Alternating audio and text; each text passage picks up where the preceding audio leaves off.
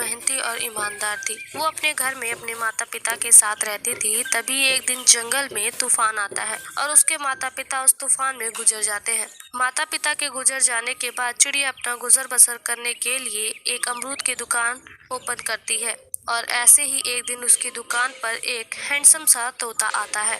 अमरूद कैसे दिए? 10 रुपए किलो। ठीक है, 1 किलो पैक कर दो। चिड़िया अमरूद दे देती है और चिड़िया और तोता की आंखें मिलती है, जैसे वे दोनों एक दूसरे को पसंद करने लग गए हो। तोता डेली उसकी दुकान से सामान लेने लग जाता है और उन दोनों की दोस्ती हो जाती है और उनकी दोस्ती बहुत जल्द प्यार में बदल जाती है। अरे आज कुछ सामान नहीं चाहिए, तुम चाहिए।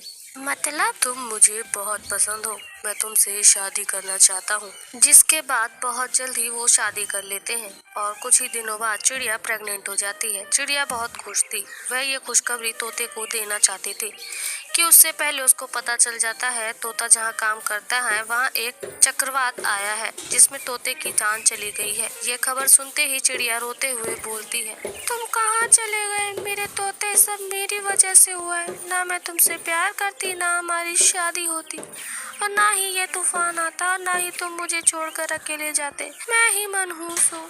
पहले मेरे माता पिता मारे गए, अब मेरा पति तभी मुझे छोड़कर चला गया। अब मैं कैसे अपनी जिंदगी बिताऊंगी? चिड़िया प्रेग्नेंट थी और माँ बनने वाली थी, परंतु अब उसका कोई सहारा नहीं था। इसलिए कुछ ही दिनों बाद वो अपने और अपने होने वाले बच्चे के लिए एक फल की रेहड़ी लगाना शुरू कर देती है। फल ले लो, फल, ताजे फल, 5 रुपए किलो फल। इतनी मेहनत करने के बाद अब कुछ ही दिन बीत जाते हैं और चिड़िया एक बहुत ही प्यारे बच्चे को जन्म देती है जिसका नाम गुल्लू रखती है। और एक दिन वो अपने बच्चे को सुलाते हुए बोलती है, मेरा सोना बच्चा, तू मेरा सहारा बनेगा, मेरा राज दुलारा, मेरी आंखों का तारा। बड़ा होकर तू हमारे जंगल में जो तूफान आते हैं उनसे जंगल के पक्षियों को बचाएगा और राहत दिलाएगा।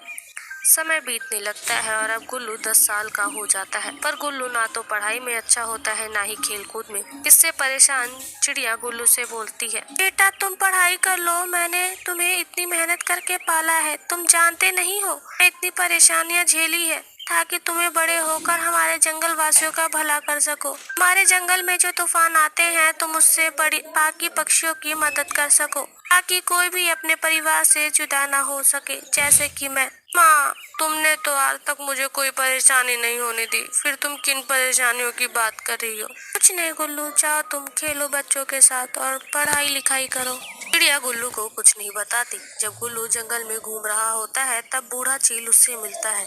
गुल्लू, तुम चिड़िया के बच्चे हो ना? हाँ बाबा, मैं चिड़िया का ही बेटा हूँ। इसके बाद चील बाबा गुल्लू को उसके होने से पहले की सारी कहानी उसे बताता है। इसे सुनकर गुल्लू बोलता है, सच में मेरी माँ ने इतना सब कुछ झेला है और इतनी मेहनत की है। मैं प्रेग्नेंट थी बाबा, अब मैं दिन रात पढ़ाई करूँगा, खेल कूद में भी अपने आप को अच्छा बना लूंगा और जंगल की कमजोर पक्षियों की मदद करूंगा।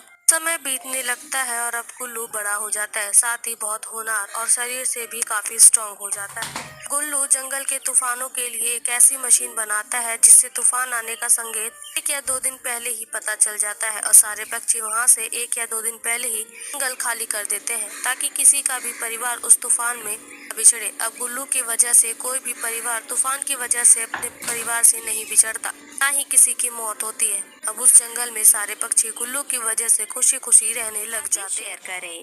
और हाँ दोस्तों, अगर आपने अब तक मेरे चैनल को सब्सक्राइब नहीं किया है तो जल्दी से नीचे लाल बटन दबाकर अभी सब्सक्राइब कर ले।